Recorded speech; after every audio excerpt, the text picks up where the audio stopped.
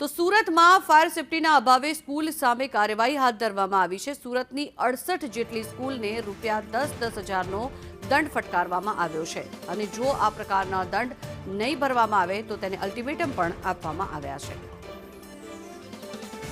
વધુ માહિતી મેળવીએ સંવાદદાતા આઝમ સાલે જોડાયા છે આપણી સાથે।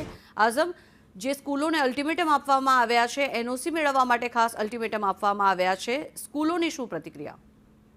રાજકોટમાં ટીઆરપી ગેમ ઝોનમાં બનેલી આગની ઘટના બાદ રાજ્ય સરકારે સ્કૂલોમાં આગની ઘટના બનતી અટકાવવા માટે ફાયર એનઓસી ફરજિયાત કરી હતી। આ ફાયર એનઓસી ન હોય તો તાકીદે કરીને કાર્યવાહી કરવાની સૂચના આપવામાં આવી હતી, જેને ધ્યાનમાં રાખીને હવે ફાયર સેફટીના મુદ્દે લારિયાવડી બદલ સુરતની એટલે કે સુરત શહેર અને ગ્રામ્યની 68 સ્કૂલોને રૂપિયા 10-10 હજારનો દંડ ફટકારવામાં આવ્યો છે। પખવાડિયામાં ફાયર એનઓસી નહીં રજૂ થાય તો સ્કૂલની માન્યતા રદ કરવાની સિટી અને ગ્રામ્યની શાળાઓને ડીઓએ ચેતવણી આપી છે। મહત્વની વાત છે કે સુરત શહેરમાં 1800થી વધુ સ્કૂલો આવેલી છે, જેમાંથી 26 સ્કૂલોના સંચાલકોને નોટિસ કરવામાં આવી હતી। 2 સ્કૂલના સંચાલકોએ ફાયર એનઓસી રજૂ કર્યું હતું, જ્યારે 24 સ્કૂલના સંચાલકોએ ઉદાસીનતા દાખવતા દંડ ફટકારીને 15 દિવસનું અલ્ટિમેટમ આપવામાં આવ્યું છે। જી, આભાર આઝમ સમગ્ર માહિતી બદલ।